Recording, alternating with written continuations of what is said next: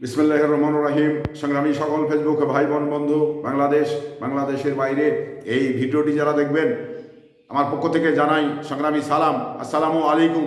দেশনেত্রী বেগম খালেদা জিয়ার জন্যে আপনারা সারা বাংলাদেশে সবাই একটু দোয়া করবেন, কারণ তার ব্যক্তিগত চিকিৎসক যে কথাগুলো বলল, কারণ কিডনি এবং লিভার এবং হার্ট একসঙ্গে মানে চিকিৎসা করার জন্যে একই ছাদের তলে যে চেষ্টা চলছে, এই চেষ্টাতে আসলে মানে ডাক্তাররা কতটুকু সফল হবে এটা নিয়ে মানে দেশবাসীর কাছে মানে দোয়া চাইলেন তার ব্যক্তিগত চিকিৎসক MAZ। তো এই বিষয়গুলো আমাদের আসলেই যে এই মানুষটি আমাদের এই 18 কোটি মানুষের জন্যই কিন্তু সংগ্রাম করেছেন, কারণ একাধিকবারে তাকে জেল খাটতে হয়েছে, একাধিক মামলা তাকে মাথায় করে নিয়ে এই যে আমাদের জনগণের কথা বলেছেন, আমাদের মানবতার কথা বলেছেন, আমাদের মুক্তির কথা বলেছেন এই মানুষটি। আর আজ এই মানুষটি আমরা বাংলাদেশে যখন চিকিৎসাধীন অবস্থায় ছিলেন, তখন এই চিকিৎসার মানে উন্নতি হয়েছে এই রকম আশার আলো কিন্তু আমরা দেখতে পাইনি।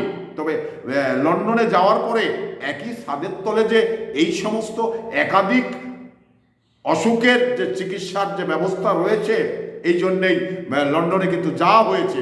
তো সেই লন্ডন থেকে আল্লাহ যেন তাকে চিকিৎসা মানে করিয়ে এবং সুস্থ করে আমাদের মাঝে ফিরিয়ে আনেন, এটা কিন্তু বাংলাদেশের মানুষ হিসাবে আমার চাওয়া।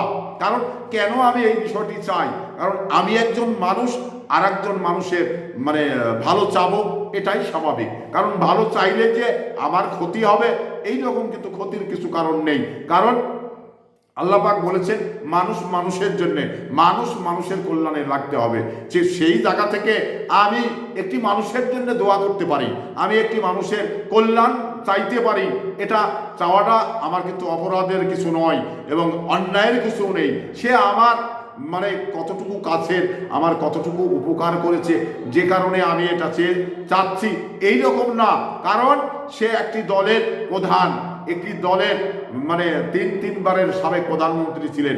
তো সেই ক্ষেত্রে তার দ্বারাই যাদের উপকার হয়েছে এবং বাংলাদেশের মানুষের কল্যাণ হয়েছে, তার জন্যে একটু দোয়া করাটা জরুরি। তারপরে যারা আছেন একটা মানুষ হিসাবে অন্তত কিছু না হলেও তার জন্যে মাগফিরাত কামনা আমরা করতে পারি যে আল্লাহ পাক তাকে সুস্থ করো, আল্লাহ পাক তুমি সুস্থ করে আমাদের মাঝে নিয়ে এসো, এটা আমাদের বলাটা অপরাধ নয়। তো সেই ক্ষেত্রে বেগমে খালেদা জিয়া যে চিকিৎসাধীন অবস্থায় লন্ডনে রয়েছেন, তার রোগ মুক্তি কামনায় আমরা বিভিন্নভাবে দোয়া করতে পারি, বিভিন্নভাবে তাকে মানে সুস্থতা কামনা করতে পারি, এটা আমাদের মানুষ হিসাবে কর্তব্য রয়েছে।